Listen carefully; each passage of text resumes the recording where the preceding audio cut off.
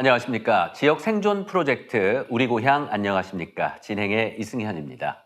인구 소멸 문제가 이제 더 이상 지역만의 문제가 아니라 전국적인 이슈로 확대되고 있습니다. 기형적인 수도권 집중 그리고 저출생 문제로 인해서 점점 심화되고 있는데요. 그 문제를 해결하는 고민하는 시간을 가져보기 위해서 지역 MBC 6개사가 공동으로 기획한 프로그램입니다. 우리 고향 안녕하십니까. 오늘은 그 첫 번째 시간으로 위기의 지역 소멸, 왜 국가적인 문제인가라는 주제를 갖고 전국의 6개의 지역에서 전문가 패널분들을 모시고 심층적인 논의해 보도록 하겠습니다. 잠시 지역 내 생생한 목소리 인터뷰를 듣고 계속 진행하겠습니다. 아이고 많이 바뀌었어요. 청천시장이 다 죽었지요. 그때는 이게 막 일요일, 토요일 하고 그러면 여기가 사람이 엄청 많았었거든요. 그냥 막 왔다 갔다 하고 뭐 굉장히 있었어요, 여기. 근데 지금은 한 6시, 7시 해만 넘어가면 아예 사람이 없어요. 없어서 그냥 일찍 문 닫고 들어가고 사람이 없으니까. 아유, 뭐 어떡하면 좋겠어요. 강릉에요. 사람들이 이렇게 자꾸 젊은 층이 없고 이렇다 보니 아유, 뭐 경기들도 오고 매련도 없다고들 하대요. 그러니까 다 뭐 문 닫을 지경이라고 하니까 정말 빨리 좋은 시절이 다시 돌아왔으면 좋겠어요.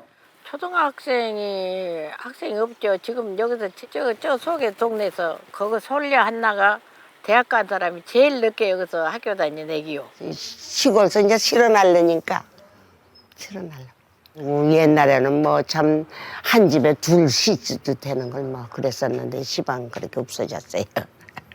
원룸 사업을 계속 하려면은 학생 수가 많아야 되는데 학생이 뭐 자꾸 들어가지고 또 풀옵션을 해줘도 안 들어와요. 학생들이 없기 때문에. 그래 앞으로 먹고 살기가 좀 힘들어요. 이제 앞으로 어떻게 할지 막막합니다. 많이 줄였지요. 옛날에는 10분 내지 15분에 차가 한 번씩 목포가 되고 있었는데 지금은 30분 만에 한 번씩 있어요. 그렇게 많이 줄어버렸어요. 그러면 뭐 병원 그리고 볼일 보러 다니실 때 좀 많이 불편하셨겠네요. 그렇죠. 많이 불편하죠. 차가 자주 없으니까. 장날이나 월요일은 그래도 좌석이 차요. 그 나머지에는 거의 빈 차예요. 많이 줄였지요. 그전에 비하면. 차량 대수도 그렇고 운행 횟수도 그렇고. 승객이 이용하는 분이 적어지니까 운행 횟수를 꼭 필요한 시간에만 운행을 하게 되는 거죠.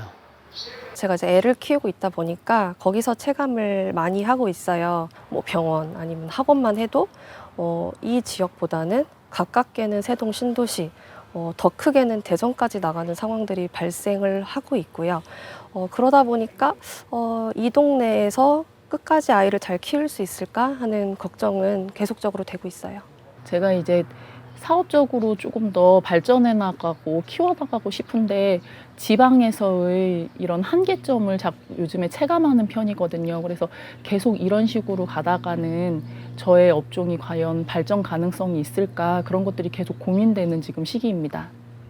농촌에 진짜 뭔가 획기적으로 뭐 큰 사업체가 들어온다든지 개발이 안 되면은 한 80%는 다 노인들만 계시니까 시골 농촌 일도 무지 어려움을 겪고 있고 제가 볼 때는 이런 식으로 하면 거의 몇 단위 인구들은 뭐 소멸된다고 봐야죠. 조만간에 몇 년 안 가서 심각한 문제가 좀 있죠. 네, 지역 생존 프로젝트 우리 고향 안녕하십니까. 12부작 가운데 일부 함께 하고 계십니다. 지역의 생생한 목소리 듣고 왔는데요. 정말 뭐 편치 않은 무거운 말씀들이었습니다. 이걸 하나하나 풀어가기 위해서 학계와 행정 그리고 시민 활동가 분들께서 이렇게 중지를 모으고 있습니다. 인구 감소 지역 시장군수 구청장 협의회 회장 괴산군 송인헌 군수님 이 자리에 나와 계십니다. 안녕하십니까? 네, 안녕하십니까.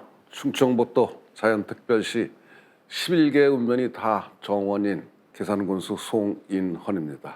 우리 군의 특산물 좀 하나 소개드릴게요. 그럼요. 고추와 대학 찰옥소스, 절임 배추가 유명한 고장입니다. 많이 애용해 주시기 바랍니다. 네, 자연특별시 괴산군 송인헌 군수님이셨고요. 자, 전남대학교 경제학과 이찬영 교수님께서도 오셨습니다. 어서 오십시오. 안녕하세요. 빛거울 광주에서 온 전남대학교 경제학부 이찬영 교수입니다. 대학 캠퍼스에서 젊은 청년들과 함께 지역의 미래를 설계하며 꿈꾸고 있습니다. 반갑습니다. 네, 반갑습니다. 자, 강원 평화경제연구소 나철성 소장님 오셨습니다. 어서 오십시오. 예, 산 넘어 강 건너 왔습니다. 강원특별자치도가 출범한 지 1년을 맞이하고 있는데요. 이번 국회가 개원하게 되면 3차 개정안을 준비하고 있습니다. 강원 지역을 대표해서 지역의 문제 또 해결 방안을 함께 마련해보고 싶습니다. 반갑습니다. 반갑습니다. 강원특별시에서 오셨고요. 자, 다음은 전남연구원 경제산업연구실 오병기 실장님이십니다. 네, 안녕하세요. 전국에서 가장 많은 인구 감소 지역 16개 군을 보유하고 있는 전남 지역인데요. 최근에 이제 특별자치도도 추진하고 있고 지역민의 삶의 질을 어떻게 하면 좀 올려서 이 인구 위기를 극복해 볼까 이렇게 고민하고 있는 오병기입니다. 반갑습니다. 네, 반갑습니다. 자, 다음은 사회적 협동조합 혁신청 김영진 이사장님이십니다. 어서 오십시오. 네, 안녕하세요. 빵의 도시 대전에서 왔고요.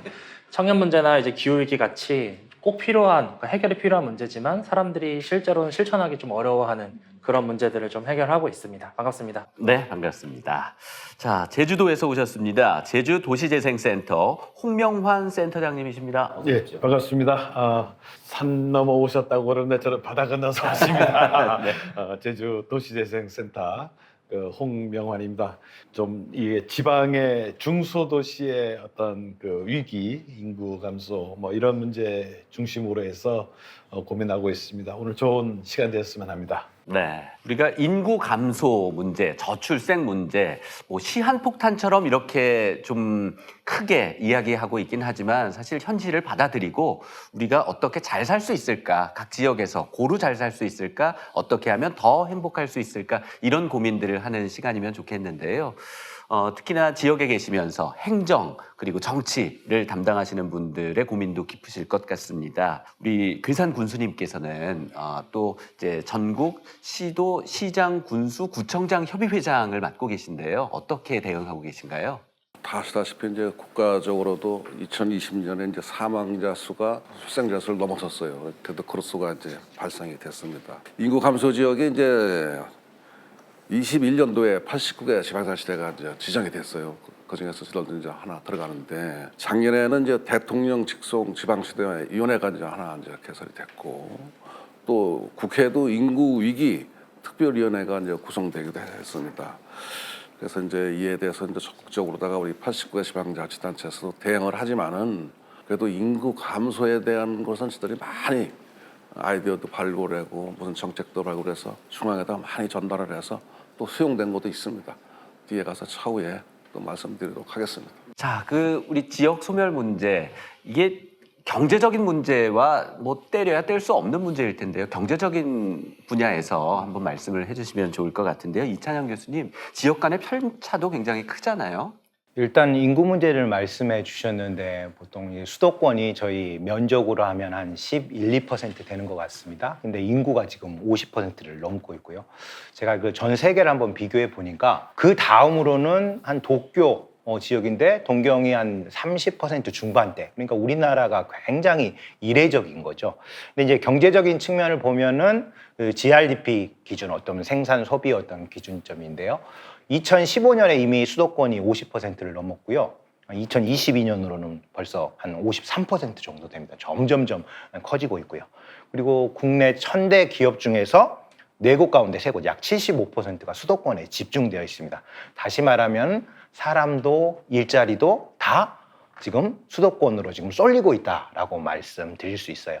그러면은 이렇게 되면은 뭐 지역에 있는 사람들이 계속 수도권으로 빠져나가고 지역의 생산 소비 기반은 축소되고 다시 악화되고 이런 악순환이 계속되는 지역 경제의 파탄에 이르는 그런 지경에 이르고 있다고 할 수 있을 것 같습니다. 네, 현재 상황을 이찬영 교수님께서 분석해 주셨고요.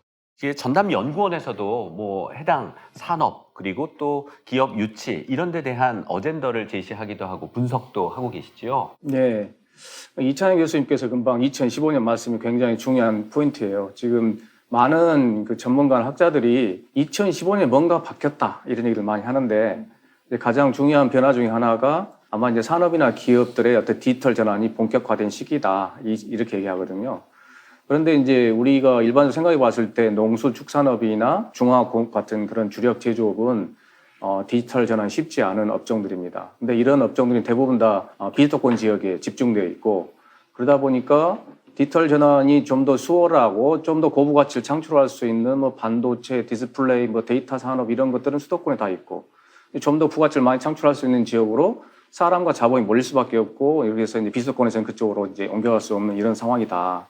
2015년이 또 중요한 기점 중에 하나인 이유는 그때 무렵으로 해서 공공기관들의 어떤 이전이 마무리가 됐습니다. 더 이상 수도권에서 비수도권으로 정책적으로 강제적으로 뭔가가 이전하는 정책은 국가균형발전 차원에서는 이제 멈췄다 이렇게 보고 있고, 이제 또 하나가 이제 기후변화가 좀 심화되다 보니까 아까 얘기했던 농수축산업 같은 경우에도 이런 어떤 그 위기적인 측면이 2중, 3중으로 이제 겹치는 이런 시기가 지금 현재 되어버렸고, 그것이 아마 인구 위기를 좀 더 심화시키지 않는가, 저희들은 그렇게 보고 있습니다. 네, 지역의 작물들도 이제 점점 지구 온난화로 인해서 좀 바뀌게 되는 이런 부분도 있을 거고요. 공공기관 집안전 또 기후 변화까지 언급해 주셨습니다.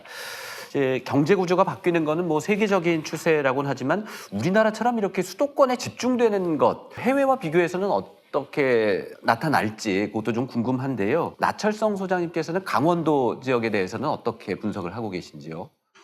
앞서 두 분께서 말씀을 해주셨지만은 아무튼 도시라고 하는 거는 하나의 생명체이기 때문에 뭐 쇠퇴가 있을 수 있고 소멸이 있을 수 있지만은 그 중에서도 매우 독특한 세계적인 양상을 나타내고 있다고 좀 보여집니다. 아무튼 OECD 가입 국가 중에서 가장 인구의 집중도가 높게 나온 게 지금 수도권 아닙니까? 2020년을 경과하면서 국토의 88%를 차지하고 있는 비수도권에 비해서 불과 12%인 현재 수도권이 인구의 절반을 넘어섰고, 강원도 인구가 지금 150만 명 정도 되는데요. 현재 2024년 기준으로 보면은 무려 수도권이 비수도권을 한 70만 명 이상 넘어선 걸로 나타나고 있고, 이 격차는 갈수록 커지고 난다는 것들이 더 문제인 것 같습니다. 네, 강원평화경제연구소 나철성 소장님께서는 강원도 그중에도 춘천에서 활동을 많이 춘천에서 하고 계신데요. 춘천 이제 교통 편해지면서 이제 뭐 지하철도 생기고요, 고속도로도 뚫리고 이렇게 되면서 최근의 변화를 간단히 좀 말씀해 주신다면요. 인구나 경제적인 부분 처음에 그렇게 교통이 좋아질 때는 기대도 많았을 텐데요. 지금 현실은 어떤지 궁금합니다. 오늘 춘천에서 청량리까지 오는데 한 50분이면 왔거든요. 그럴 정도로 아주 빠르게 저희가 이제는 되어 있고, 또 원주나 강릉 같은 경우에도 고속철이 뚫리게 됐는데요. 평창올림픽을 계기로 해가지고 매우 좋아졌습니다. 그런데 중요한 거는 춘천 같은 경우는 오히려 인구가 한 30년째 늘어나질 않고 있거든요. 현재 인구가 한 29만 명 선인데요. 오히려 GRDP는 전국 평균 대비 더 떨어지는, 정확하게 말씀드리자고 한다면은 빨대 효과라고 하는 부분들에 있어서의 더욱더 피해지로 좀 나타나고 있는 부분들이기 때문에 이런 교통이 많이 좋았음에도 불구하고 그 후광 효과를 실제 누린다라고 하는 것들은 생각할 수 없을 정도이다, 이렇게 좀 말씀드릴 수 있겠습니다. 네, 우리는 과거를 통해서 좀 학습이 되고 또 미래를 진단해야 될 텐데요. 이렇게 교통이 좋아지는 것, 양면성이 있다는 점, 이 부분 또 우리가 GRDP 지역 내 총생산이 오히려 줄었다라는 것은 좀 이례적이고 충격적이기까지 하네요. 또 빨대 효과가 이제 교통이 편해지면서 오히려 그런 가속화한다는 그런 말씀도 해주셨는데요. 대전 지역은 어떨까요? 뭐 지금 많이 가까워졌고, 또 지금 첨단 산업 혹은 연구, 과학 이런 쪽으로 특화돼 있잖아요. 빵의 도시라고 표현을 해주시긴 했지만요.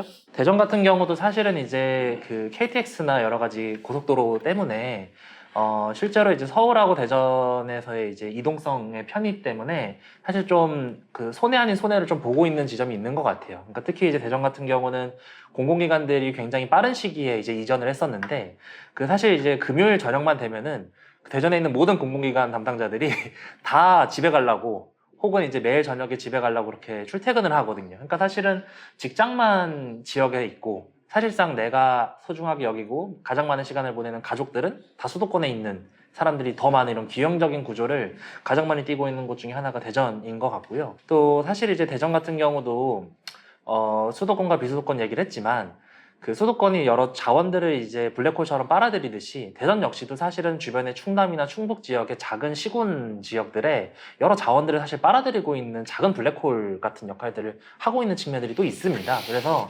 그 지역 소멸들을 이야기를 할 때 수도권과 비수도권이라는 큰 카테고리로도 논의하는 것도 중요하지만 지역에 있는 거점 도시들과 또 그 거점 도시들 주변에 연결되어 있는 작은 시군들의 또 차이들도 사실 집중적으로 조명을 해야 되는데 좀 아직까지도 이제 거시적인 차원에서만 좀 얘기하는 그런 좀 한계들도 있는 것 같습니다. 그래서 이런 코너들을 통해 가지고 좀 국가 전체적인 차원에서의 지역 소멸도 얘기를 해야 되겠지만 각 시군 단위 그리고 거점 도시가 겪고 있는 여러 가지 문제들에 대해서 좀 더 세분화해 가지고 집중적으로 좀 대안들을 마련하면 좋겠고요. 이런 지역 거점 도시들 같은 경우는 항상 원도심 문제들이 있거든요.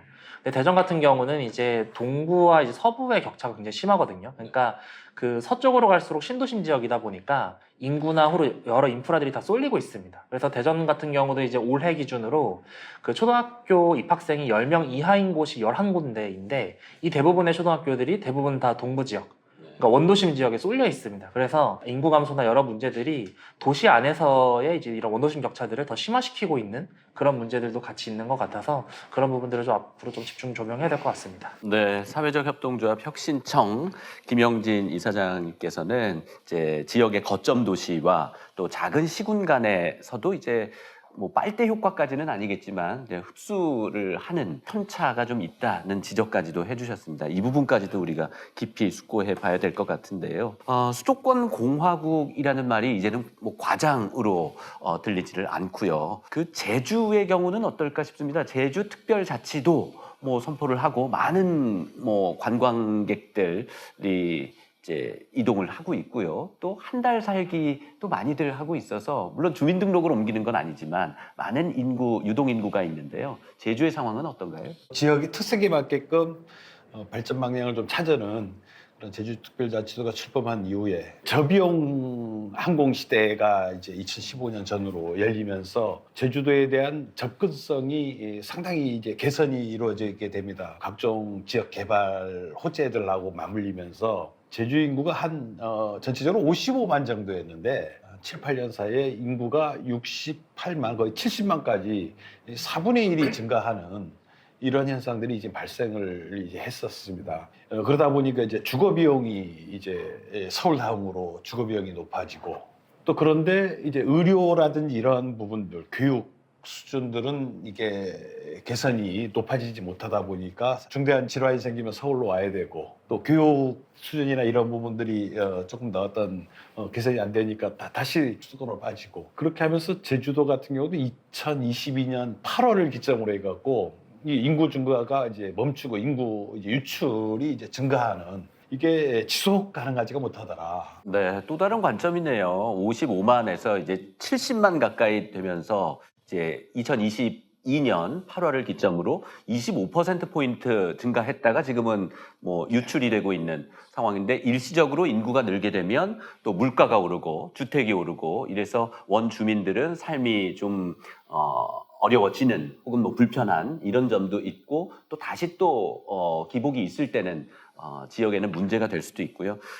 저출산으로 이렇게 인구는 줄고 있고 수도권으로 몰리고 있는 상황인데요.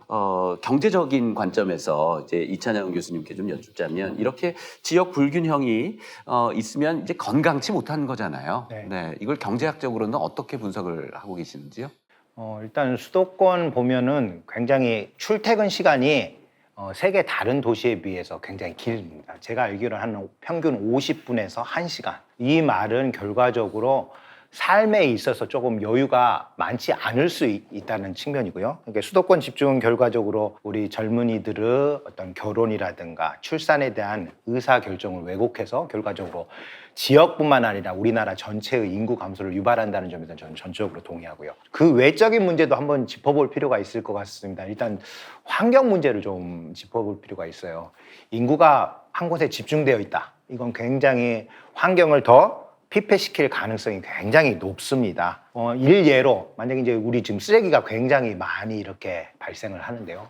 인구가 집중돼 가지고 쓰레기가 많이 하면 이걸 소각하거나 매립하거나 그래야 되는데 이제 그런 장소들이 이제 만약에 포화되어 있다면은 분명히 이건 지역 갈등 내지 사회 갈등의 요인으로 될 수가 있기 때문에 이러한 문제를 간과해서는 안 된다.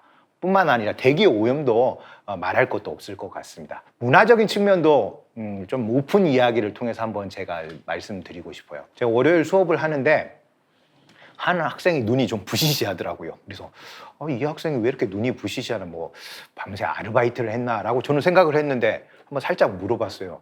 너 왜 주말에 뭐 했어? 딱 했더니 주말에 서울 갔다 왔다는 거예요. 서울에 무슨 일로 했더니 조금 놀다 왔다라는 거예요. 그래서 제가 그 말을 듣고 얼마나 나름대로 그 광주 하면은 문화예술 그런 고향이라고 수도라고 하는데, 아니 이 젊은이들이 또 내가 생각하는 것과는 다른 또 생각을 하고 있구나. 그래서 이 문화적 격차로 인해서 발생하는 어떤 지역 소외 또 지역 간의 갈등도 큰 문제라고 이렇게 생각이 듭니다. 전남대학교 학생들의 그 고교 그 출신은 어떻습니까? 서울 수도권에서도 유입이 많이 돼 있나요? 그 구성을 보면요. 일단 그 대학 입학 자체는 예전에 비해서 굉장히 연고 지역이 굉장히 넓어졌습니다. 뭐 수도권에서도 오는 친구들도 많고요. 또 어떤 광주 전남 지역을 제외한 타 어떤 지역에서도 오는 친구들도 많습니다. 그런데 이제 대학은 여기서 다니지만은 또 대학 이후 일자리를 할 때는 이 광주 전남 지역에 이렇게 잔류하거나 그곳에서 일자리를 찾기보다는 다시 원래 어떤 고등학교를 다녔던 지역이라든가 또 대부분 또 이렇게 수도권으로 한 번 더 이렇게 진출하는 그런 양상을 보이고 있는 것 같습니다. 네. 그렇다면 뭐 월요일에 그렇게 서울에 쇼핑 다녀온 학생으로 인해서 그렇게 충격받으실 만한 건 아니실 것 같은데, 네, 조금 일찍 귀가하도록 일요일에, 네, 뭐 그렇게 좀 지도를 하시면 되지 않을까 싶습니다. 네, 환경 문제까지 이렇게 언급을 해주셨고요. 그리고 전남연구원에서도 이제 지역 불균형, 사회적 비용 이런 연구들 많이 하실 텐데요. 전남 지역에서는 어떻게 분석을 하고 계신가요?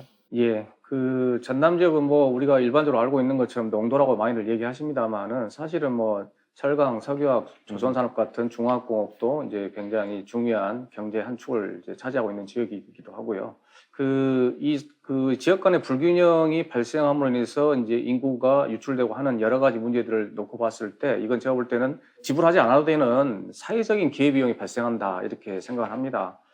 전남 지역에서 나고 자란 우리 청년들, 청소년들이 교육을 받기 위해서 나중에 취직을 하기 위해서 뭐 가까운 데는 광주, 멀 데는 이제 수도권. 요즘에 이제 대부분 다 수도권으로 가죠. 이렇게 가다 보면은 본인들이 자기가 나고 자란 지역에서 자기 학교를 또 대학교를 가고 또 직업을 찾고 결혼을 하고 이러면은 수도권에서 집도 못 사고 이러는 상황에 처하는 거에 비해서는 훨씬 더 삶의 질이 높을 수가 있는 거죠. 이런 것들을 포기하고 결국은 다시 수도권으로 갈 수밖에 없는 사회적 기회비용이 있는데, 그럼 도대체 일자리 측면에서는 우리가 얼마나 사회적인 기회비용이 발생하는가 제가 대충만 좀 추산해 보면요. 2022년 기준으로 우리나라 GRDP, 전국의 GDP를 다 이제 GRDP 합산하면 GDP인데요. 2,166조 원이거든요. 수도권과 비수도권 비중이 대략 수도권이 50% 좀 넘어갑니다. 그래서 수도권이 1,000조 원이 넘는 이제 부가치를 창출하고 있고, 나머지 이제 비수도권 지역에서 이제 그보다 좀 더 못한 부가치를 창출하고 있어요. 2000년대에 한 22년 정도 되는 데이터를 놓고 봤을 때 수도권 지역과 비수도권 지역 경제 성장률 격차가 1%포인트 이상 계속 벌어지고 있었습니다. 20년이 넘도록. 1%포인트면은 2,166조 원 중에서 21조 원이 넘죠. 그럼 우리가 10억 원당 제조업이 굉장히 좋은 일자리 같으면 10억 원당 일자리 하나가 생긴다고 얘기를 해요. 그러면은 이 차이가 어떻게 생기느냐 하면은 1%포인트라 그러면은 10만 명이 넘는 일자리가 수도권엔 더 생기고 비수도권은 덜 생긴다는 얘기가 되는 거죠. 뭐 전남 지역 같은 경우는 이제 91조 원이거든요. 2022년 GRDP가. 그러면 여기서는 이제 전남 지역은 수도권보다 2%포인트 이상 차이가 납니다. 2만 명 정도를 더 일자리를 생길 수 있는 거를 우리가 더 창출 못했다. 이렇게 볼 수 있거든요. 이렇게 이제 지역 간의 불균형, 특히 경제 성장률 격차가 계속 지속되면은 수도권대로 이제 가분수가 되는 거고, 비수도권은 계속 쪼그라들 수밖에 없어서 비수도권 지역 일자리를 그만큼 뭐 10만 명, 20만 명 더 창출을 못 하니까, 그러면 일자리를 찾으려고 하는 인구들은 수도권으로 갈 수밖에 없고, 이게 이제 결정적으로 사회적 그 기회비용을 계속해서 키우는 이 상황이 되는 것 같다. 이 불균형이 저는 그렇게 보고 있습니다. 그렇군요. 일자리 창출, 그냥 일자리가 많으니까 서울 수도권으로 간다 이렇게 했는데 이제 GRDP, 지역 내 총생산으로 이렇게 비교를 해 주셔서 그 숫자를 다 외우시는군요. 예. 그 얼른 와닿지는 않았었는데요. 근데 그걸 외우고 이렇게 역시 전남연구원. 예. 이렇게 그런 데이터를 바탕으로 해서 이런 분석이 이루어지고 그래서 일자리 창출 측면에서 수도권으로 몰릴 수밖에 없는 그런 구조를 지금 현재 가지고 있는 거군요. 그러니까 저는 주변에서 지역에 있는 선배님들이 이제 자녀들이 대학을 수도권으로 가면 100만 원 더 드는 걸로 이렇게 계산하더라고요. 자취비용 50만 원, 생활비 50만 원 해서 그냥 지역에 있으면 집에서 다니면 되는데 그래서 저는 그 경제적인 문제는 이렇게 이해를 하고 있었는데 GRDP로 설명을 이제 깊이 지역 내 총생산 다 합치면 이제 국내 총생산 이렇게 설명을 해주셨습니다. 제주도는 좀 늘 특별하네요. 네, 의료 상황은 어떤가요? 이게 제주도는 어떻게 보면 대한민국의 축소판이라고 저희는 이렇게 생각합니다. 왜냐하면 제주도를 보면은 제주시라고 도심 지역이 있는데 여기가 사실 이제 과반이 넘거든요. 거기에 이제 수도권 같이 좁은 면적의 제주 인구의 절반 이상이 이제 이렇게 계속 모여들고 있습니다. 또 아까 대전에서 말씀하셨는데 우리 이사장님 말씀처럼 그 또 원도심과 구도심 간에 이게 문제가 있는데 제주 인구의 감소하는 지역만 놓고 분석을 해보면은 한 60-70% 이상이 원도심에서 신도심으로 빠지는 거거든요. 왜 빠지냐를 또 분석해 보면은 이제 일자리, 주거, 그 다음에 교육, 의료, 문화. 그래서 이 5가지 일자리와 주거, 교육, 의료, 문화가 아주 중요하다. 우리가 농촌이든 도시든 살아가는 데 있어서 아주 중요하다. 이 원도심에서 공동화가 급격하게 일어난 이유가 아마 이 5가지 이유로 저희들은 이제 내부적으로 이제 분석을 하고 있습니다. 이거를 이제 넓혀서 대한민국으로 놓고 봤을 때 일자리와 주거와 교육과 의료와 문화가 어떻게 되어 있는가 이거를 이제 우리 제주도에서 이제 대한민국으로 넓히면 아마 이게 거의 비슷하지 않은가 하는 저희들 생각이 들거든요. 저희들도 잘 몰랐었는데 제주의 상황이 대한민국 상황하고 비슷한 거 아닌가 이런 느낌이 듭니다.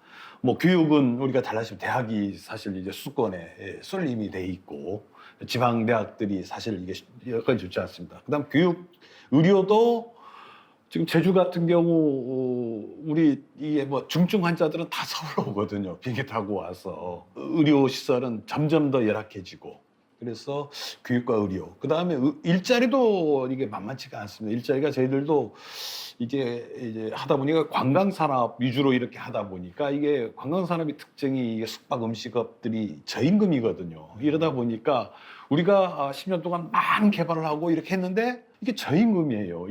이게 임금이 그러니까 임금이 높은 수도권으로 젊은 우리 대학생들이 이제 갈 수밖에 없다. 그래서 일자리를 만들더라도 이제 좋은 일자리, 높은 일자리를 하는 게 필요하다. 이런 생각이 들고요. 아까 문화 같은 경우도 상당히 중요한 문제인 것 같습니다. 사실 어떤 문화적 어떤 이응을 누릴 수 있도록 이렇게 돼야 되는데 지역에서 역시 규모의 경제가 있다 보니까 아무래도 뭐 전반적으로 어려운 것 같습니다. 그다음 주거 문제도 요즘 저희들이 이제 실감하는데 주거 비용이 높아서는 안 된다. 우리가 이게 민간에서만 대부분이 주거 문제가 주거 공급이 이루어지다 보니까 주거 비용이 부담이 늘어나니까 결국은 같은 임금이면은 그래도 지역에 남겠는데 지방이 저임금인데 그다음 주거 비용은 높다면은 굳이 지역에 남아있을 이유가 뭐 있겠냐라는 생각이 좀 들더라고요. 그래서 저희들도 이제 지금 제주도에서도 이게 주거 문제가 상당히 중요하구나 이런 생각도 듭니다. 또 일자리도 사실 저희들은 전기가 남아돌아서 태양광 같은 경우도 이제 출력 제한도 하고 그러거든요. 그런데 지금 알리백이라는 이렇게 해서 수도권에 이 반도체 같은 고부가 가치 산업이 지방에는 전기가 남아도는데 가까운 거리에 그런 일자리를 이렇게 해야 되는데 그 전기를 지방에서 수도까지 보내려면 그 발전소 짓는 비용보다 송배전선 건설 비용이 더 많이 드는데 이거는 국가적으로 낭비가 아닌가. 그럴 거면 차라리 수도권에 있는 반도체 공장들을 지역으로 해서 하면은 그 지역에 전기도 뭡니까 신재생 에너지도 바로 공급이 되고 좋을 텐데 왜 수도권만 공급이 되는지 뭐 그 속내만까지는 모르겠으면 저희들이 보기에는 국가의 역할, 조정 역할이 무엇이가 좀 고장난 게 아닌가. 심히 진짜 유감이거든요. 우리 송기현 군수님께서 여러 가지 지금 노력들을 하고 있는데 제가 보기에는 아주 이 나라가 비효율적인 나라다. 수도권은 수도권대로 몰리니까 주거비용이 높아질 수밖에 없고 그러니까 이제 결국은 주거비용 때문에 결국 이 출생 문제라든지 이게 힘들어질 수밖에 없고 그래서 이거는 약간 우리 대한민국이 뭔가 좀 고장난 게 아닌가 이런 부분에서는 좀 우리가 좀 지혜를 모아서 풀어나가야 된다 이런 생각입니다. 네, 제주도시재생센터 홍명환 센터장님께서는 이제 5가지 다 언급을 해주셨습니다. 교육, 의료, 일자리, 문화, 주거까지 정말 뭐 다 중요한 말씀들이었습니다. 그리고 도시재생은 지금 어떻게 좀 성과를 내고 있는 건가요? 원도심과 신도심 분야에서는요, 제주 내에서는요? 제주 같은 경우도 사실은 무슨 인구가 늘고 그러는데 무슨 재생이야. 초기에는 방치라고나 할까요? 아예 뭐 그런 게 관심도 안 뒀는데 이게 90년대 이후 이제 2000년 들면서 신도심은 인구가 급작스럽게 느는데 이게 원도심에서 완전히 공동화 현상이 생기니까 이제 좀 늦었습니다. 제주도도. 그래서 그래도 도시라는 게 포기하고 방치하는 것보다는 재생이 필요하다. 그 다음에 신도시를 만드는 것보다는 기존 도시를 잘 고치고 리모델링하는 게 사회적 비용이 적게 든다라는 게 이해가 좀 되더라고요. 그래서 요즘 같은 경우 제주도에서도 도시재생에 어떻게 보면 이제 주력을 하고 이제는 더 이상의 신도심 같은 것보다는 기존 도시를 잘 고쳐서 거기에 아까 같은 어떤 기능을 살릴 것인가 5가지 기능이 필수적인 5가지 기능 일자리와 주거와 의료, 교육, 문화 기능들을 살리는 것 이런 걸 보완해 나가는 것 이런 거에 중점을 둬서 지금 도시재생을 해나가고 원도심은 포기하는 것이 아니라 잘 고쳐나가면은 이게 도리어 지속 가능한 도시를 만든다라는 어떤 일단은 지금 초기 단계에서 사실은 그런 메시지를 던지는 그런 측면에서 하고 있고 일정 부분 그 뭡니까 효과도 조금씩 보고 있는 걸로 그렇게 저희들은 평가하고 있습니다. 네, 인구가 늘 때는 이제 재생 분야가 조금 관심이 덜 하다가 이제 지금 감소해서 지금 많이 바빠지셨겠습니다. 예, 제주도 속담에 물들어서 보말 잡는다라는 얘기인데 사실 물이 썰물이 됐을 때 보말을 잡아야 되는데 물이 지금 밀려오고 있거든요. 사실 위기가 닥치는데 조금 늦었지만은 근데 이게 대한민국 전체적으로도 거의 비슷한 상황이 아닌가 이렇습니다. 네. 자, 우리 12부작으로 준비했습니다. 오늘 첫 시간이고요. 첫 술에 배부르기는 좀 어려울 것 같은데요. 2부 예고도 좀 해드리겠습니다. 지역 생존은 지속 가능한 농촌에서 라는 주제로 2번째 시간에는 농촌에 집중해서 우리 한번 논의를 해보는 시간입니다. 오늘은 그 첫 번째 시간으로 우리 고향 안녕하십니까? 전국의 6개 지역에서 이렇게 전문가분들, 활동가분들 모시고 이야기 나누고 있습니다. 시장, 군수, 구청장 협의회에서도 행정 분야에서, 정치 분야에서 많은 고민들을 하고 계시잖아요. 뭐 지역의 인프라 구축하는 것, 정치력을 많이 발휘하셔야 될 거고요. 제가 오늘 개 나왔어요, 여기. 너무 오래 기다리셨습니다. 아니, 오래 기다린 게 아니라요. 저들은 지방자치단체가 생존하느냐 없어지느냐 그런 처지인데 구도심, 원도심을 여기서 말씀하시는데 제가 나가야 될 것 같아요. 그래서 이제 제가 우스갯소리도 하는 말씀이고요. 아까 이제 수도권 쏠림에 대해서 많은 다양한 의견이 나왔는데 저는 그렇게 생각합니다. 우리가 그 수도권에 있는 공공기관을 1차로 다 지금 혁신도시 만들었잖아요. 그걸로 인해서 다 빨대현상에 와서 거기가 다시 도시가 또 생겼지 않습니까? 근데 2차 공공기관도 혁신도시에다 우선적으로 배정한다는 거예요. 저는 그것도 2차 혁신도시는 지역감소지역에다 하나씩 좀 배분 좀 해주고 이전. 여기 다 또 도에서 오신 분들인데 강역 시도에 있는 출자 출연 기간도 엄청 많습니다. 그것도 하나씩의 지역 소멸지역으로 하나 좀 배분 좀 해주고 원도심 도심 우리는 그 따질 때가 아니에요. 지금 배고파서 이게 자치단체가 없어지느냐 생기느냐 그런 실정인데 예를 들면 우리가 지금 셋째 날 때 얼마를 주냐면 첫째 나면 1,300 주고 둘째 나면 1,300 주고 셋째를 낳으면 5천만 원을 줘요. 근데 마치 셋째를 낳는데 쌍둥이를 낳고 1억을 줬어요. 얼마나 우리가 다급하면 그 정도로다가 비용을 지출하겠나. 이 수도권 규제는요, 수도권 규제 풀으면 안 됩니다. 왜 그러냐면 수도권 규제를 풀으면 다 또 서울로 빨대는 사람입니다. 그거는 수도권 규제는 잘 막아주셔야 되고, 또 한 가지는 여기 뭐 패널도 다 아시겠지만 89개 인구 감소 지역에 행업에서 가지고 있는 기금이 1조가 있어요. 1조를 가지고 89개 단체에다가 다 공모 사업을 해서 그걸 줘요. 그럼 89개 지방자치단체가 다 경쟁인데 그 1조 달라고 그걸 n분의 1이면 얼마씩 가냐? 한 110억, 110개가 안 들어가요. 그래도 지금 우리가 거기에서 군이 없어질까 봐 아동바동하고 있는데도 불구하고 여기서 원도심, 구도심 찾는데 저는 그게 너무 행복하다고 봐요, 사실은. 진짜로. 그렇게 했으면 좋겠어요, 사실은. 우리 제 계산권만 제가 여기서 얘기하면 안 되는 게 전국 시장공사협의회라 그래서 전국 걸 이제 우리가 다 꾸져 와서 회의를 하고 있으면 다양한 의견이 나오는데 나중에 가서 집합을 해보면 똑같아요. 의료, 교육, 주거, 일자리 다 그런 거 똑같아요, 사실은. 정치 기반이 없는데 어떻게 인구가 들어오겠어요. 그래서 저는 행안부에다 이 방송을 들은지 안 들은지는 모르겠지만은 인구 감소지에 기금을 1조를 할 게 아니라 적어도 한 3조 정도를 그러다 전출을 시켜서 일개 감소자한테 그때 한 300억씩 들어가야지 뭐를 하든지 해야지. 지금 돈 300억이라 쓸 게 없어요. 물가 올랐죠, 자재 올랐죠. 쓸 게 뭐 있습니까?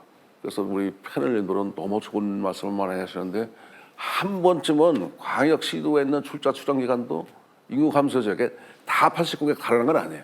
그제 갈 때가 있고 못 때가 갈 때가 있어요. 그렇죠? 그런 데는 한 번쯤 되짚어 봐서 그것도 한 번 좀 검토를 해봐야 되지 않겠나. 이게 큰 틀에서 그렇게 말씀을 드립니다. 이제 자잘하게 89개 지자체에 110억, 뭐 전체 1조 원 이렇게 내릴 게 아니라 이제 3조로 늘리고 통 크게. 네, 저도 이제 건의를 했어요. 그것도. 그래서 한 3조를 기금을 막아서 그러면 n분의 1 하면 그건 300억씩 들어가요. 그러면 이제 거기다가 이제 광역 시도에서 좀 부담하고 주단체에서 부담하고 그러면 큰 거 한 번씩은 해결할 수가 있어요. 그래야지 이거 인구 감소 지역에서 벗어나지. 그렇지 않고서는 실제 이게 어렵습니다. 이게 또 기초단체에서 뭘 한다고 해서 이게 인구가 감소가 금방 늘고 그건 안 되는 거고 정부 부처에서 중앙에서 해결하지 않는 한은 소생길이 없다고 봐요. 네. 우리 지역 생존 프로젝트 우리 고향 안녕하십니까? 라는 제목으로 12부작 6개 지역 MBC가 마련했는데요. 지역 생존 프로젝트 이거 너무 센 거 아닌가? 저는 혼자 그런 생각했는데 괴산 군수님의 말씀 들어보니까 생존 맞네요. 정말 그만큼 치열하고 중요한 절체절명의 그런 마음으로 지금 행정에 임하고 계신 것 같습니다. 나철정 소장님, 그 강원 지역은 사실 가장 민감하게 이런 인구 감소를 맞고 있잖아요. 거기에 대한 타격도 굉장히 크고요. 그 얘들도 중소시군들이 많이 있죠. 우리 송의원 군수님께서 말씀하셨던 절체절명, 생존 이러한 단어들이 더 와닿는다라고 하는 게 뭐냐면 지금 이 지역 소멸이라고 하는 그 단어보다도 정확하게 도시 소멸이라고 하는 게 좀 명명하는 게 맞을 것 같은데요. 우리 지역을 대표하는 지역 중에 태백시가 있습니다. 우리나라 70년대, 80년대 석탄 광업의 중심지였었고 한때는 산업 수도라고 불릴 정도로의 부가가치가 높았던 지역이에요. 개도 10,000원짜리를 물고 다닌다는. 바로 그 지역입니다. 굉장히 부흥했던. 그렇습니다. 그래서 1987년도까지만 하더라도 인구가 12만 8천 명 정도, 13만 명 선을 유지를 했었거든요. 근데 2024년 6월 현재 인구가 어떻게 되냐? 지금 3만 8천 명 정도밖에 되지 않고 있습니다. 아까 군수님께서 2만 명 단위의 군이 있다라고 하셨는데요. 태백시는 현재 우리나라에서 가장 작은 인구를 보유하고 있는 시로 전락하고 말았습니다. 그런데 이게 지금 더 위기가 심각해지고 있고 이런 것들이 단순하게 이제 소멸의 문제가 아니라 갈등과 충돌의 양상으로 나타나고 있는 이유는 뭐냐고 한다면 올해 6월 30일이 되면 우리나라에서 가장 커다란 석탄 광업소가 장성광업소거든요. 태백에서도 가장 인구 밀집도가 높은 곳이 장성이라고 하는 지역인데요. 여기를 6월 30일이면 이제 폐쇄를 하게 됩니다. 이미 1,400명의 노동자들이 일자리를 떠났고 이들이 대부분들이 40대, 50대를 차지하고 있기 때문에 가정 자체가 붕괴된다라고 하는 상황에 놓여 있습니다. 이런 상황에 놓이다 보니까 태백시 같은 경우는 절체절명의 위기에서 현재 예전에 그 조선산업이 위기에 처했을 때 만들었던 고용유기 지역에 대한 지원에 관련된 특별법을 세우지 않았습니까? 그래서 5월 31일 날 정부에 좀 요구하고 있는데요. 고용유기 지역이 지정되지 않는다고 한다면은 예전에 그런 불미스러운 사태가 있었는데 다시 중앙선을 막고 곡괭이를 들고 이러한 상황들이 발생할 수 있을 정도의 지금 매우 불안적 상황들이 야기되고 있고 실존의 문제이다라고 하는 것들을 좀 말씀드려야 될 것 같습니다. 근데 이러한 것들이 지금 태백만 우리 지역 같은 경우에는 몰려있는 것들이 아니라 인근의 정선이랄지 영월이랄지 강원 남부 지역 같은 경우에도 급격하게 나타나고 있고요. 더 심한 건 뭐냐고 한다면은 현재 국방계획 2.0이라고 이 얘기를 하고 있는데요. 군 관련된 다양한 군 재편이 이루어지게 되면서 지금 접경지역 일대를 버티고 있었던 이 군 사단이 통폐합이 되거나 아니면 해치되는 상황들이 오게 되다 보니까 강원도 접경지역 같은 경우는 2만 정도의 현재의 인구 자체도 붕괴되는 이런 지자체가 지금 직면한 어려움으로 지금 현실화되고 있는 이러한 부분들 같은 경우에도 나타나고 있다라고 하는 것들 말씀드리고 싶습니다. 잠깐 다시 얘기를 좀 앞돌려서 말씀드린다고 한다면 태백 같은 경우에는 통리라고 하는 그런 지역이 있는데요. 이 지역 같은 경우에는 현재 원래 7월 달에 우체국이 있는데 우체국을 오전에만 운영하는 단축 운영을 하겠다라고 하는 그런 발표가 있으면서 할머니들이 머리띠를 들고 뛰쳐나오는 상황까지 지금 놓이게 됐습니다. 왜 그러냐고 한다면은 우체국 같은 경우는 계속적으로 인구가 줄고 또 인건비도 나오지 않는 유지시설을 해야 되기 때문에 어쩔 수 없이 우체국을 줄이겠다라고 얘기를 하는데 통리에서 그렇다고 한다면 태백시까지 나오는 데는 1시간 정도 걸리거든요. 왕복하면 2시간인데 어르신들 말로는 세금 내로 2시간까지 나와야 되는 상황들이 놓이게 되는 거죠. 일본 같은 경우를 본다고 하더라도 우체국이라고 하는 것들은 단순하게 우편 업무를 하는 게 아니라 금융이랄지 공공기관에 있어서 역할들을 대행하는 부분들이 많은데 강원도 같은 경우에는 올해 발표된 거에 의한다고 한다면 통리 지역을 포함해가지고 4개 지역에 있어서의 우체국을 단축 운영하거나 이후에 있어서는 축소 폐쇄하는 이러한 부분들까지 현재 논의되고 있는 상황들이기 때문에 이게 강원도만의 문제가 아니라 이게 농사노촌 지역을 강타하고 있는 현실적 오래된 미래가 아니라 오늘로 우리에게 닥쳐질 모습이 태백시의 하나의 단면으로서 좀 다가오고 있지 않는가 좀 말씀드리고 싶습니다. 강원 평화경제연구소 나철성 소장님께서 이제 인구 감소 문제 그 원인 요인으로서 이제 군부대 이전 그리고 또 폐광 지역과 연계해서 또 이런 감소가 이루어진다는 것 거기에 따른 이제 또 우체국 이 폐쇄되는 이런 문제까지도 세밀하게 짚어주셨습니다. 지역 MBC 6개 회사가 공동 기획한 우리 고향 안녕하십니까 12부작 중에 일부 함께 하고 계십니다. 자, 이제 거의 마무리할 시간이 됐는데요. 각 주 전공을 살려서 한 말씀씩 좀 정리를 해주시면 좋겠습니다. 이찬영 교수님, 경제학적 관점에서 일자리 중심으로 한번 좀 정리를 해주신다면요. 일자리에 앞서서 조금 저출산 인구 소멸 문제를 한 번 더 좀 강조할 필요가 있을 것 같습니다. 사실 2명에서 1명 또 0. 몇 명으로 줄어들었다는 것이 많이 줄어들었구나 이 정도로만 보통 사람들이 인식하는데요. 1명이 2분의 1명으로 줄어들고 2분의 1명이 4분의 1명, 8분의 1명 이렇게 어떤 승수 효과로 지금 감소되거든요. 그러면은 이러한 현상이 계속된다면 결과적으로 아까 말씀드린 대로 지방의 소멸이 아니라 우리나라 전체 지역의 소멸이고 국가의 소멸이라는 것을 우리들이 인식할 필요가 있다는 것을 먼저 말씀드리고 싶습니다. 일자리 측면에서는 앞에서 패널분들이 많이 말씀하신 내용 중에 하나가 산업구조가 지금 바뀌고 있다. 그래서 요즘 어떤 석유화학 이런 산업보다는 조선 이런 산업보다는 굉장히 어떤 반도체, AI 정보산업, 빅테크 산업이라고 하는데요. 이러한 산업 구조로 바뀌는 상황에서 어떤 면에서 비수도권은 좀 이러한 부분들에 대해서 굉장히 조금 취약한 구조를 가지고 있습니다. 근데 더 아쉬운 것은 어떤 정부 정책에 있어서 무슨 반도체 단지라든가 AI 집적 단지라든가 이런 것들이 계속해서 좀 수도권 중심으로 이렇게 몰려 있다 보니까 앞으로 이런 산업 구조 그런 트렌드를 봤을 때는 인구가 더 수도권으로 몰릴 수밖에 없는 그런 어떤 면에서는 악순환을 더 악화시키는 구조로 좀 가고 있어서 과연 이런 정책 판단이 어떤 것에 기초하고 있는지에 대해서 다시 한번 되짚을 필요가 있다는 생각이 들고요. 동일한 선상에서 이 수도권에 굉장히 교통 인프라를 강화하고 있는 추세이고 특별히 어떤 철도 이런 것들이 굉장히 많은 예산을 투입해서 하고 있는데 그렇다면 이런 것들은 결과적으로 사람을 더 수도권으로 오라고 하는 그런 시그널을 주는 것이거든요. 그래서 좀 이러한 부분들을 한번 더 깊게 살펴볼 필요가 있다. 그럼에도 불구하고 사실 지역에서 엄청 노력을 하고 있습니다. 많은 해외 사례를 보면은 뭐 도시 재생이라든가 관계 인구 확대라든가 뭐 조금 작은 범위지만 뭐 고양세 납부라든가 이런 어떤 나름대로 자구책을 하고 있지만은 이러한 정책은 어떤 면에서는 언발의 오줌누기라고 볼 수밖에 없습니다. 그래서 우리나라 입장에서는 이러한 정책으로는 전라도 말로 택도 없습니다. 그래서 좀 더 큰 정책, 아까 군수님께서 말씀하신 정책은 이건 국가 소멸이라는 그런 인식하에 좀 정책을 집행할 필요가 있다. 이렇게 말씀드리고 싶습니다. 전남대학교 이차장 교수님께서 말씀해 주셨고요. 교육, 청년 유입, 뭐 이 부분에 대해서는 김영진 이사장님께 좀 여쭙겠습니다. 현재 살고 있는 청년들도 대부분의 고향이 이제 수도권이게 되는 그런 상황에서 이제 앞서 얘기 나왔었던 것처럼 여러 이제 정치적인 의사결정이나 자원의 분배가 수도권으로 더 쏠리는 거는 사실 더 사실인 거잖아요. 이전까지는 이제 지역 소멸들을 얘기할 때 고향에서 조금 더 행복한 삶을 다시 살아보자라고 해서 다시 유턴하는 형태의 정책 방향들이 많았었다면은 이제는 청년들에게 고향이 아닌 곳에서 새롭게 살아봐라고 하는 그런 정책을 제안해야 되는 거예요, 앞으로는. 그래서 저는 이게 되게 큰 방향의 전환일 것 같아요.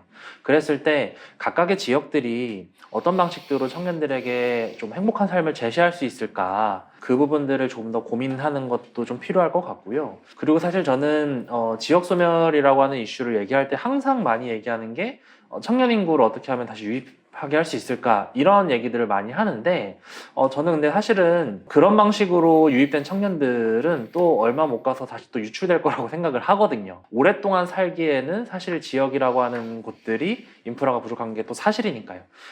유입하는 것뿐만 아니라 한번 유입된 청년들이 계속 잘 살아가야 되는 방안들도 사실 고민해야 되는 게 필요한 거죠. 일자리에 대한 고민이라든지 뭐 여러 가지 고민들을 많이 하시겠지만 당장에 이제 순수하게 들어오는 인구들만 보지 마시고 기존에 이제 잘 살고 있는 사람들이 더 행복하게 살 수 있는 그런 방안들도 같이 좀 고민을 하면 좋을 것 같습니다. 네, 우리가 행복에 대한 인식, 정의 또 달리 좀 가져야 될 것 같습니다. 우리 성공 방정식은 학교에서는 이제 대기업에 취업을 하고 좋은 대학을 가고 랭킹이 높은 뭐 이렇게 해놓고 다시 지역에서도 한번 살아봐. 근데 그것과는 조금 거리가 있는 것 같은. 그래서 행복한 삶이란 이제 워라밸과 50분씩 출퇴근할 게 아니라 사랑하는 사람들과 같이 오손도손 사는 그런 부분에 대한 것도 좀 논의가 뭐 필요할 것 같네요. 그 사실 좀 미래지향적인 관점으로 고민을 해보면은요, 지역에서 일자리를 그렇게 많이 유치를 하지 않아도 될 수도 있습니다. 그러니까 예를 들어서 코로나 이후로 생각보다 많은 청년들이 집에서 재택근무를 많이 하고 있거든요. 아까 말씀하셨던 것처럼 오랜 시간 동안 출퇴근하면서 굳이 어렵게 살지 않아도 그냥 자연환경이 좋은 곳에서 혹은 교육환경이 좋은 곳에서 살고 있고 일자리는 그냥 수도권에 있는 기업에서 재택근무를 하면 되는 거거든요. 그러니까 그런 방식의 이제 삶의 방식도 있다라는 것들을 많이 유념해가지고 좀 다른 방식의 접근들이 시도되면 좋을 것 같습니다. 네. 제주는 그동안 많은 변화가 있었네요. 인구도 늘어도 봤고 줄어도 봤고 재생에 대해서도 많은 시도를 하고 있고 또 소기의 성과를 내고 있는데요. 주거, 삶의 질 이 부분에 대해서 홍명환 센터장님께서 말씀해 주신다면요. 예, 뭐 어떻게 보면은 그 지방자치도 이제 제주특별자치도에서 한 20여 년 경험을 지금 해서 이게 지금 강원도나 뭐 전북, 뭐 이제 경기 북부 이렇게 세종 이렇게 해서 한번 해보니까 어떤 것들이 좋아하고 좋지 못한 것들은 아마 채택을 안 하고 좋은 부분을 해서 지금 지방자치가 이루어지고 있는데 우리 송 교수님 말씀드리면서 사실 이게 광역시도의 문제보다 사실은 현장에 더 가까운 게 226개 우리 기초자치단체의 시각인데 이게 가장 우리 현장 우리 국민들의 삶이라고 봅니다. 근데 이 중에서 지금 60여 개가 지금 소멸 상태로 이렇게 돼 있는데 이게 우리나라의 어떤 이 인구 문제를 풀어나가는 데 있어서 뭐 주거 문제라든지 뭐 교육, 의료 문제가 이게 사실은 지역적 다 특색들이 다르다고 봅니다. 그러면 지역에 맞게 어떻게 할 것인가. 근데 이제 중앙정부의 시각에서는 사실은 단순하고 쉽고 일편하게 가는 계획을 수립할 가능성이 많다. 그런 문제들을 푸는데 이게 제주 같은 경우는 뭐 요즘 뭐 워케이션이라든지 이런 시대 변화에 따라가고 대응해 나가는 그 방식들이 있을 겁니다. 우리 송인원 교수님 농촌 아마 이게 자연특별시 같이 이게 지역의 특색에 맞춰서 해나가는 건 저는 아주 좋은 그 방법이다. 근데 대한민국 226개가 다 자연특별시 해버리면은 이게 특색이 없으리라고 보는데 각 역할들을 어떻게 할 것인가. 특히 주거 문제를 풀어나가는 데 있어서도 저는 공공의 역할들이 상당히 중요하지 않은가. 국가 예산 지금 80억 가갖고 사실 이게 1억씩 아까 하면 이게 푼돈밖에 안 되는데 아무런 사업을 할 수가 없고 GTX 같은 경우는 뭐 수도권에 120조를 투자하는데 과연 우리 이 지방에 이게 푼돈 줘갖고 과연 지방이 살리겠냐. 이거 하는 척만 하는 시정밖에 아닌데 그래서 좀 더 우리가 이 국가 차원에서 통 큰 어떤 의사결정이 좀 필요하지 않을까. 사실 주거, 의료, 교육 뭐 이게 다 연결된 문제인데 좀 더 우리가 지방의 목소리가 좀 함께 모아야 되지 않을 건가. 지금까지는 따로따로 목소리를 내서 그런데 우리 송 교수님께서 이러한 목소리들을 잘 모아서 지방의 목소리를 먹고 그다음 시도지사 협의회 같은 데서도 사실은 같은 목소리가 나와야 되는데 저희들 이렇게 좀 정책을 보다 보면은 우리 지방끼리도 좀 단계가 되는 게 아닌가 하는 아쉬움도 좀 있고 그러는데요. 좀 특색에 맞게 어떤 같이 풀어나갔으면 하는 생각입니다. 특히 수도권의 위주의 어떤 지금 국가 예산 배분들이 상당히 이게 더 심화되고 있다라고 보는데요. 이 부분에 대한 어떤 그 국가 균형 발전, 지방 우대 정책을 펴야만이 이게 풀 수 있지 않을까 하는 생각도 좀 갖거든요. 그래서 국가 균형 발전이라는 틀을 벗어서 지방 우대의 어떤 이 정책 이런 것들이 좀 필요하지 않을까 이렇게 생각이 듭니다. 나철성 소장님께는 이제 교통의 관점에서 한번 여쭙고 싶은데요. 강원도에서 산 넘고 물 건너 오셨다고 했는데 ITX 청춘 타고 한 45분 만에 오셨을 것 같습니다. 네, 교통 인프라의 그 이점을 잘 누리셨는데요. 이게 또 양면성이 있죠. 지역 소멸 문제를 해결하기 위해서는 중장기적 과제가 있고 또 직면한 문제가 있는데요. 가장 저희가 봤을 때는 당면하고 직면한 문제가 교통과 의료라고 보고 있습니다. 왜냐하면 지역 소멸의 실제 피해 당사자는 누가 제일 많이 알아왔냐면 어르신들이 가장 많이 있거든요. 작년 말에 평창에 50년 된 시외버스 터미널이 폐쇄하기로 결정을 내리면서 지역에서 커다란 반향을 일으켰는데요. 이유인즉슨 2018년까지만 하더라도 연간 한 6만 6천 명이 이용을 했었는데 3년 12월 현재 한 2만 2천 명 정도로 줄어들다 보니까 더 이상 시외버스 터미널을 운영할 수 없게 되는 상황들이 되기 때문에 폐쇄하겠다라고 하는 운영회사로부터 결정이 있었습니다. 평창군이 읍내에 있는 거거든요. 시내 군내에 있는 거기 때문에 이게 폐쇄가 된다고 한다면 그 파장이라고 하는 건 어마어마하지 않습니까? 그렇다 보니까 군에서 몇억 원을 부담하는 조건으로 해가지고 울먹 교정을 그려가지고 다시 군에서 떠받아가지고 운영하는 걸로 되어 있는데 이게 뭐 얼마큼이나 지속될지는 잘 모르겠습니다. 그런데 또 문제는 뭐냐고 한다면 전국에 이런 지자체 군 단위에서 한 157개 정도의 시외버스 터미널이 있는데요. 무려 152곳이 지역 소멸 지역에 위치하고 있다라고 하는 것들이 우리에게 가장 커다란 문제로 현실적으로 나선다라고 좀 말씀드리고 싶습니다. 얼마 전에 그 65세 어르신들에 대해서 그 운전면허증 반납과 관련돼서 일부에서 논의가 나오게 되면서 지금 뭐 잦아들었지만 커다란 문제가 되고 있는데요. 지역 어르신들 같은 경우에는 바로 지금 아파가지고 병원을 가야 되는 상황들인데 이제 지역에 있어서의 버스가 멈추게 되고 2대 들어오는 게 하루에 1대 들어오고 그나마도 보기 어렵고 거기다가 운전면허까지 반납을 하게 된다고 한다면 누가 지역에 존재하게 됐겠는가라고 하는 문제죠. 지금 우리 지역에 가지고 있는 문제 중에 또 하나는 한때 귀농했던 많은 세대들이 다시 귀성하고 있거든. 다시 인근 지역으로 가고 있기 때문에 이 귀촌 인구가 갈수록 줄어들고 있다라고 하는 커다란 문제인데 그 문제 중에 하나가 말씀드렸던 이 교통의 문제 또 의료의 문제가 해소가 되지 않기 때문에 나이가 오히려 들어가면 들어갈수록 더 도심으로 다시 들어갈 수밖에 없는, 역경할 수밖에 없는 사람들이 도래하고 있다는 것들을 말씀드리면서 하나 강조하고 싶은 건 뭐냐면 지역 소멸을 이야기를 하면서 현재 지역 단위 교통 체계에 대해서 어떻게 대안을 내세울 것이라고 하는 것들은 전체 큰 부분 중에서도 거의 그 준비가 되어 있지 않는 것 같습니다.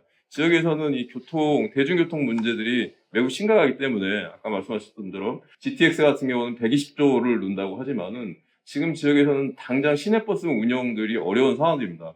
그러다 보니까 지자체에서 이걸 떠안고 있거든요. 주는 공영제나 공영제를 해가지고 운영하고 있는데 여기에 관련돼서 지금 국가에서는 단 한 푼의 지원도 하지 않은 상황들입니다.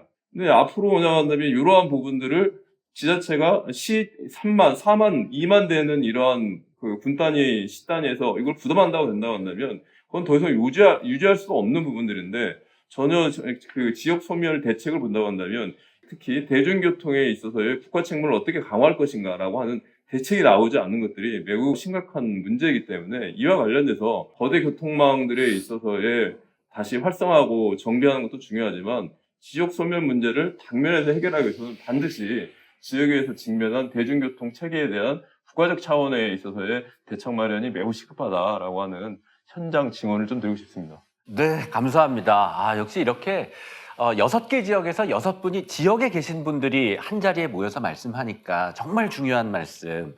이제까지는 이제 시내버스, 마을버스 이야기만 했지만 또 시외버스가 전국에 157개가 있군요. 네, 이것도 이제 수가 점점 줄어들고 배차 간격이 점점 늘어나게 되고 하면 또 불편해서 결국은 또 교통편한 곳으로 이전할 수도 있다라는 말씀도 해주셨습니다. 어르신들의 이동권 보장 차원에서 나철성 소장님께서 말씀해 주셨습니다. 그리고 말씀 중에 7월 그 통리 지역에서 우체국 폐쇄 이런 말씀 해주셨는데 시차가 있다는 점 좀 말씀드립니다. 저희가 녹화하고 있는 시점은 6월 초이고요. 우리 편성은 이제 우리 12개 12부작 프로젝트이다 보니 그 시차가 발생할 수 있다는 점 시 청취자 여러분들께 양해 드리겠습니다. 참고로 그 통리는 주민들의 강한 요구와 내용들이 받아들여지게 돼서 우체국 우정국에서 정상 운영하기로 이렇게 좀 정리가 되었습니다. 반가운 소식까지 감사합니다. 제가 좀 잘 이해했습니다. 전남연구원의 오병기 실장님, 이 농촌에 대해서 좀 그 심각성 말씀해 주신다면요. 사실은 농촌 농업 문제는 제 전공은 아닙니다. 그걸 좀 말씀을 드리면서 이제 농수축산업을 지금 현재 담당하고 있는 농산어촌 이 지역의 문제, 그다음에 이게 왜 소중한 자원인지에 대해서 말씀을 드리면서 좀 집중적인 어떤 국가적 관점의 지원이 필요하다는 걸 말씀드릴게요. 사실은 여러분들이 아시는 것처럼 이제 농산 어촌 이 공간 자체가 생태적으로나 또는 식량 산업 측면이나 식량 안보 차원에서는 굉장히 중요한 역할을 하고 있는 곳이죠.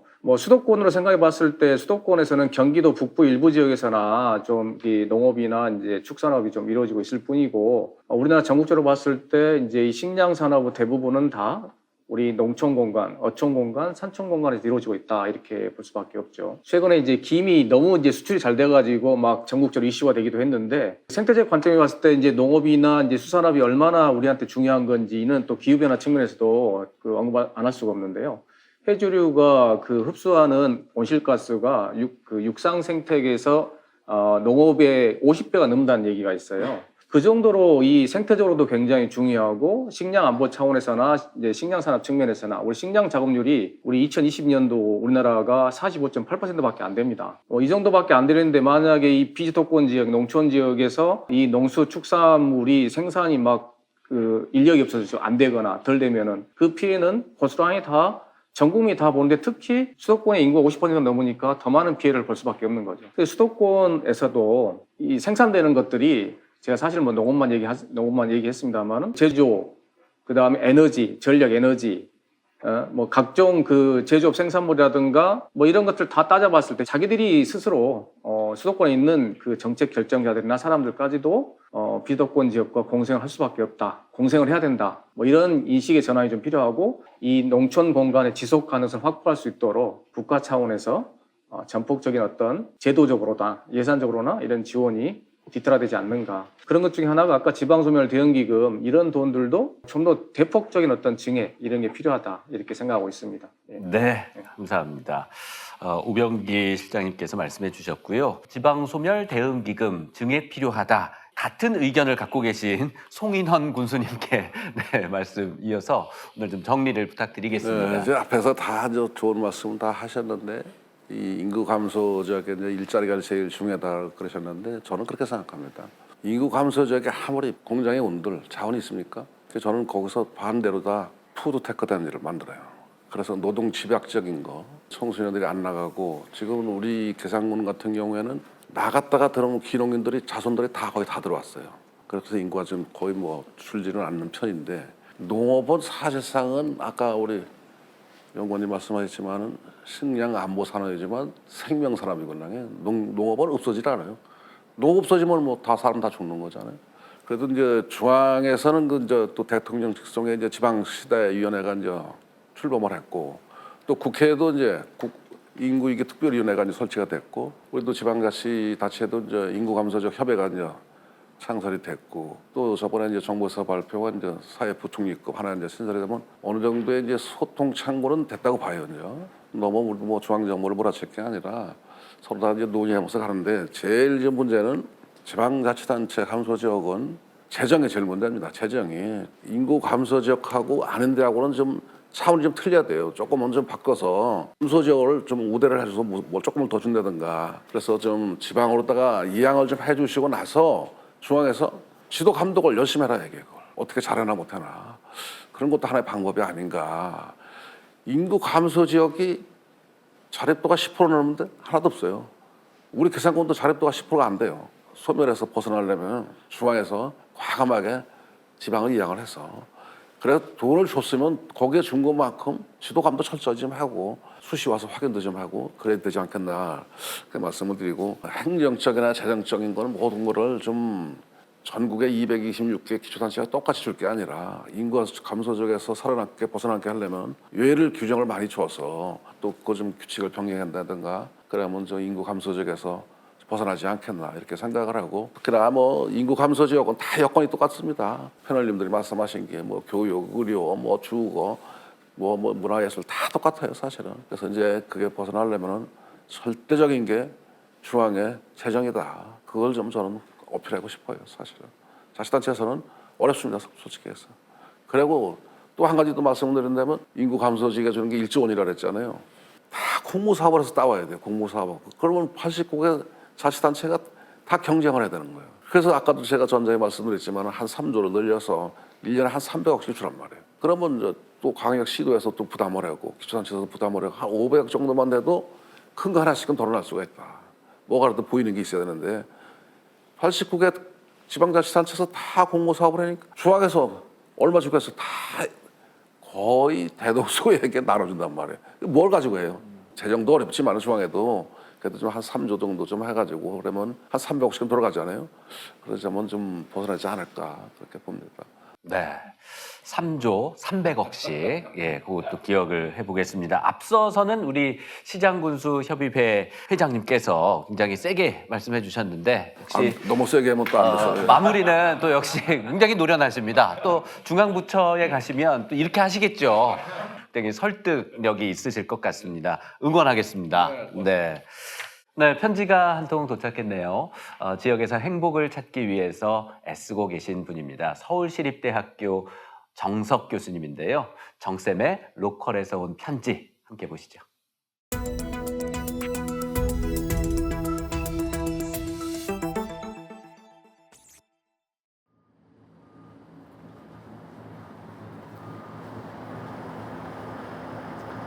정쌤의 로컬에서 온 편지, 서울시립대학교 정석입니다. 우리나라 대한민국은 아주 멋진 나라, 훌륭한 나라입니다. 대한민국 국민들은 매우 뛰어난 역량을 지니고 있고 여러 분야에서 그 역량을 마음껏 발휘하고 있습니다. 한국전쟁 직후 대한민국은 지구상에서 가장 가난한 나라였지만 온 국민이 함께 노력해 지금은 선진국으로 우뚝 섰습니다. 그런데 대한민국은 많이 아픈 나라이기도 합니다. 부자 나라 선진국이 되었는데 국민들의 행복도는 매우 낮습니다. 학창시절을 매일매일 전쟁터로 기억하게 하는 이런 경쟁교육을 지속하고 있는 선진국은 지구상에 없습니다. 부자들만 사는 어마어마한 집값의 부자 동네는 어느 도시에나 있지만 평생 월급을 모아도 살 수 없는 수준의 집값 때문에 청년과 신혼부부들에게 고통을 주는 선진국가는 찾아보기 힘듭니다. 연애도 결혼도 아이 낳는 것도 다 포기하겠다는 청년들이 늘고 있고 그 결과 합계 출산율이 0.7도 되지 않는 현실이 대한민국이 지금 많이 아프다는 것을 단적으로 보여주고 있습니다. 행복하지 않은 선진국이 되어버린 근본 원인은 무엇이고 어디에서 비롯되었을까요? 인구 위기는 감소보다 쏠림이 더 심각한 문제입니다. 인구가 급격히 줄고 있는데 줄어든 인구가 어딘가로 쏠린다면 더 큰 문제 아닙니까? 대한민국의 인구는 지금 수도권으로, 대도시로, 그리고 신도시로 쏠리고 있습니다. 1970년대 전체 국민의 3분의 1에 못 미치는 인구가 살았던 수도권에 지금은 50.7% 인구가 살고 있습니다. 인구가 늘고 있는 수도권은 교통, 환경, 부동산 문제 등으로 경쟁이 더욱 거세지고 있고 수도권의 인구를 다 뺏긴 비수도권 지역의 중소도시 원도심과 농산어촌 시골은 사람이 없어 소멸을 앞두고 있습니다. 양쪽 다 문제를 악화시키는 이런 불균형이 지속된다면 공멸을 맞게 될 것입니다. 지역 소멸은 인구 위기와 맞물려 있어서 더욱 심각합니다. 경쟁이 심하지 않아 출산율이 높은 비수도권 지역은 아이를 낳을 수 있는 젊은 층들이 떠나 아이를 낳을 사람이 없고 수도권으로 온 젊은 층들은 과도한 경쟁으로 아이 낳기를 포기하게 되니 대한민국은 지금 악순환의 덫에 빠진 형국입니다. 대한민국이 진정 행복한 선진국이 되려면 그리고 오래오래 지속 가능한 나라가 되려면 지역 소멸 문제부터 해결해야 합니다. 지역 소멸은 대한민국이 당면한 가장 큰 국가적 문제입니다. 개발 시대를 주도했던 박정희 정부부터 역대 정부가 균형 발전을 위한 정책과 사업을 지속해 왔지만 균형 발전은 여전히 표류하고 있습니다. 왜 그럴까요? 균형 발전에 가장 열정적이던 노무현 정부도 수도 이전, 공공기관 지방 이전 등 혁신 정책을 추진했지만 성공하지 못했습니다. 수도권의 공공기관들을 텅 비어 있는 지방 중소도시 원도심으로 이전하는 대신에 기존 도시 바깥에 혁신도시라는 이름의 신도시를 지어 옮겼습니다. 혁신도시 10곳에 기업도시, 세종시, 도청 소재지 이전 신도시까지 노무현 정부 임기 말에 비수도권 지역에는 20개가 넘는 신도시가 동시다발적으로 건설되었습니다. 저는 이것이 결정적 실책이었다고 진단합니다. 신도시들은 채워지고 있지만 안 그래도 힘이 붙이던 인근 원도심과 주변 농산어촌은 신도시를 채우느라 더욱 비어가는 악순환이 계속되고 있습니다. 정책의 방향이 옳아도 그 실현 방법을 신중히 선택하지 않으면 문제를 해결하지 못하고 더욱 악화시키게 됩니다. 문재인 정부도 출범 2년 차인 2018년 초에 국가균형발전 선포식을 가졌지만 그해 말 국토교통부는 수도권 3기 신도시 건설 계획을 발표했습니다. 그 여파였을까요? 이듬해인 2019년 수도권 인구는 처음 과반을 넘기게 됩니다. 어떻게 하면 이 악순환의 고리를 끊고 지역 소멸을 막아낼 수 있을까요? 이 방송을 통해 이 문제를 함께 고민해 봤으면 좋겠습니다. 수도권, 대도시, 신도시가 아닌 사람과 에너지를 뺏겨 힘에 붙이는 로컬의 입장과 시각에서 여러분과 함께 하겠습니다. 정쌤의 로컬에서 온 편지, 첫 번째 편지였습니다. 고맙습니다. 네, 지역 MBC 6개사가 공동 기획한 프로젝트입니다. 우리 고향 안녕하십니까? 그 첫 번째 순서로 위기의 지역 소멸, 왜 국가적인 문제인가? 라는 주제로 일부 시간을 가져봤습니다. 전국에 6분의 전문가 패널 모시고 논의해 봤는데요. 다음 주 2부에는요. 지역 생존은 지속 가능한 농촌에서 편이 기다리고 있습니다. 앞으로도 많은 관심 부탁드립니다. 오늘 함께해 주신 여러분 고맙습니다. 감사합니다.